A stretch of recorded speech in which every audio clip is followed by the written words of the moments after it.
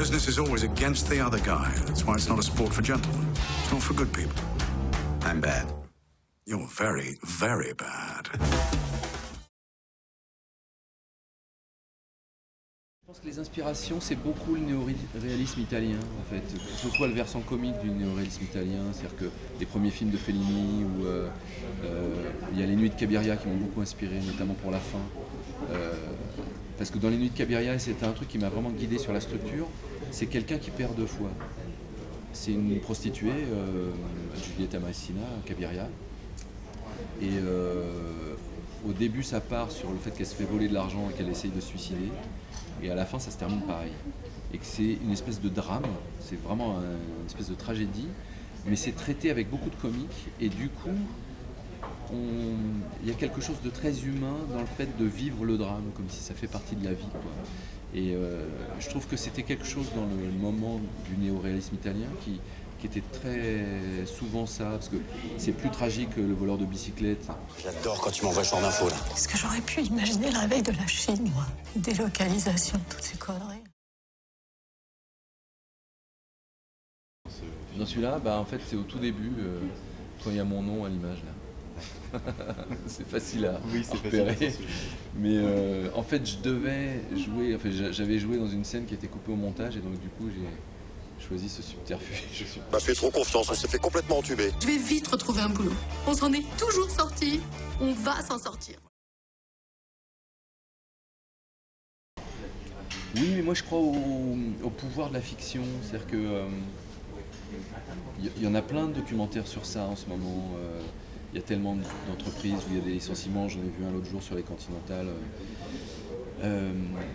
Là, le truc de la fiction, c'est justement d'amener à voir les choses avec un autre regard, avec un autre œil, que du coup vous posez des questions, on réagit avec de l'instinct plutôt qu'avec des informations, que quand on décrit ces deux personnages-là, alors il y en a un qui est riche et un qui est moins riche, l'autre qui est soumis, l'autre qui a le pouvoir, il y en a un qui vit dans la virtualité, l'autre qui vit dans la réalité, tous les opposent. Et justement, moi, mon métier, disons, de fabriquer de la fiction, c'est de dire, voilà, qu'est-ce qui se passe au niveau humain entre ces deux personnages-là, comment cette femme qui est grande gueule chez elle avec sa famille, elle est toujours en train de gueuler tout le monde, quand elle est soubrette ou quand elle est femme de ménage, elle est que soumise, et à quel moment elle arrête d'être soumise. Moi, c'est ces questions-là qui m'intéressent. Et qui sont vraiment des questions de comment un être humain se positionne. C'est étrange, je trouve, que cette femme-là, Karine Viard, comment au début, quand elle se présente chez son patron, elle va être très soumise, quoi. C'est important de marquer le fait à quel point, le fait que chacun joue un rôle. Lui joue au patron et elle joue à l'employé.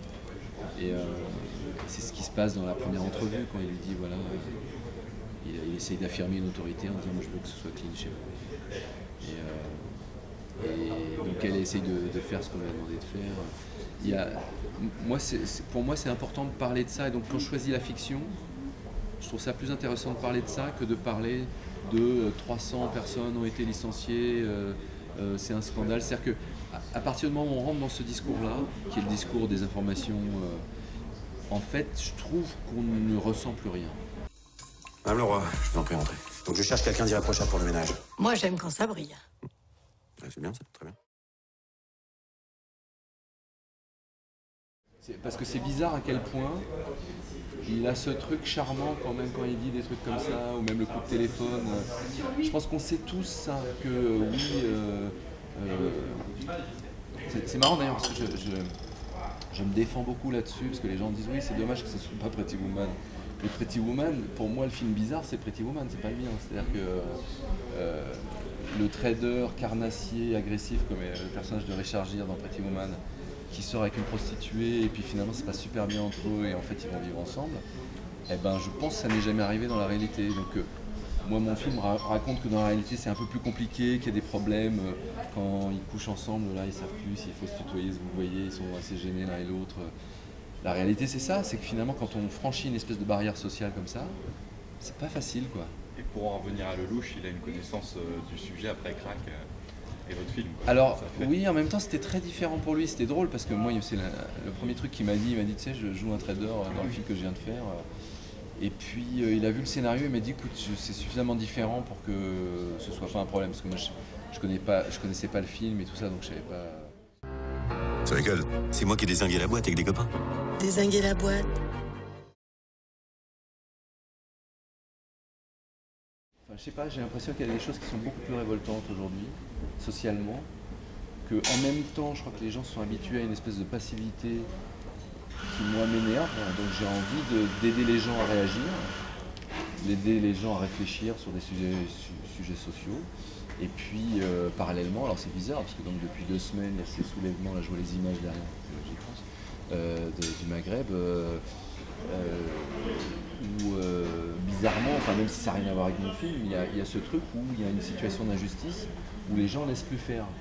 Et où du coup on se dit le peuple a le droit de parler, parce qu'avant on disait que le peuple était soumis, n'avait pas le droit de parler. Et donc je trouve que voilà, je sentais comme ça qu'il y avait une période où il faut dire aux gens, les gens ont le droit de s'exprimer, le peuple a le droit de parler, il n'est pas que soumis. Et donc je pense que le film parle de ça. C'est à cause de lui que la boîte elle a fermé.